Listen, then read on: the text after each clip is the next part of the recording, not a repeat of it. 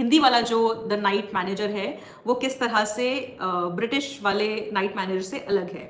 लेकिन हिंदी वाला जो नाइट मैनेजर है ना वो मुझे स्लाइटली बेटर लगा था। हालांकि बहुत लोग इसे पसंद हो सकता है ना करें मेरे इस ओपिनियन को। उसमें आदित्य रॉय कपूर हैं और अनिल कपूर हैं, शोभिता एक एक्ट्रेस है। अनिल कपूर यानी कि जो रोपर का कैरेक्टर है इंग्लिश शो में, उनकी पत्नी का रोल कर रही हैं।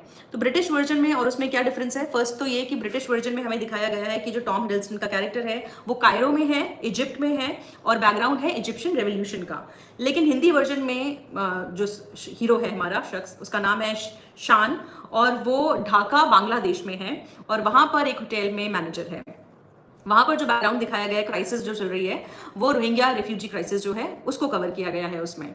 तो दोनों ही अलग अलग क्राइसिस को के लिए वेपन्स लिए जा रहे हैं दोनों ही शोज में।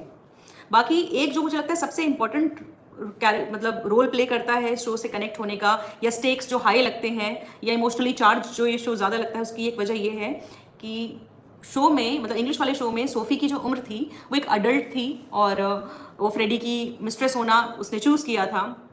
लेकिन हिंदी वाले शो में जो हमारा नेगेटिव कैरेक्टर है उसकी जो पत्नी होती है, वो उसकी मिस्ट्रेस नहीं होती, पत्नी होती है, उसका नाम सफीना होता है और वो एक अंडर एज गर्ल होती है और एक तरह से वो फंसी होती है इस सिचुएशन में और वो यहाँ से निकलना चाहती है। अब क्योंकि वो अंडर एज होती है, सोफ़ी का कैरेक्टर यानी कि सफीना का कैरेक्टर अंडर एज है, तो अब जाहिर सी बात है जो हमारा हीरो है वो उस एक तरह से मॉरल रिस्पॉन्सिबिलिटी फील करता है उसे बचाने की, और स्टेक्स ऑलरेडी हाई लगते हैं और कुछ ज़्यादा पर्सनल भी फील होता है ये, मतलब शो की कहानी और ये एंगल।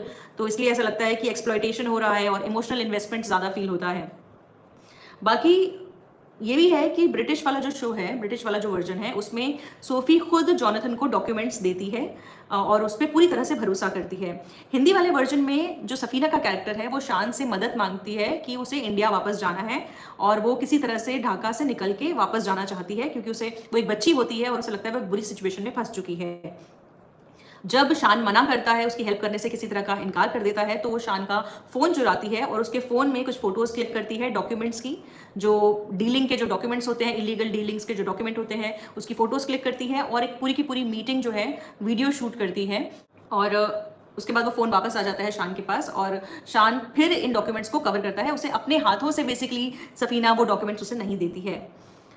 शान को जब ये डॉक्यूमेंट्स मिलते हैं अपने फ़ोन में, तब वो सफीना की हेल्प करता है भागने में, क्योंकि उसे ये भी समझ में आ जाता है कि कुछ बहुत इलीगल चल रहा है और वो अपने बैकग्राउंड का इस्तेमाल करके किसी तरह से इस बच्ची को बचाना चाहता है। और एक और जो डिफरेंस मुझे लगता है कि सोफ़ी की जो डेथ है वो ऑफ स्क्रीन हुई है इंग्लिश शो में, लेकिन सफीना को पहले एपिसोड में मरते हुए दिखाया जाता है, उसका स्ट्रगल दिखाया जाता है और कहानी काफ़ी पर्सनल हो जाती है पहले ही एपिसोड से। तो टाइम जंप जिस तरह से ब्रिटिश शो में होता है, वैसे ही इंडियन वाला जो वर्जन था, हमारा हिंदी वाला वर्जन था, उसमें भी टाइम जंप होता है, मगर दोनों में थोड़ा फ़र्क है। जैसे ब्रिटिश वाले वर्जन में एक लग्जरी रिजॉर्ट होता है, एक लग्जरी होटल होता है स्विट्ज़रलैंड में, उसी तरह से हिंदी वाले वर्जन में रिजॉर्ट शिमला में होता है।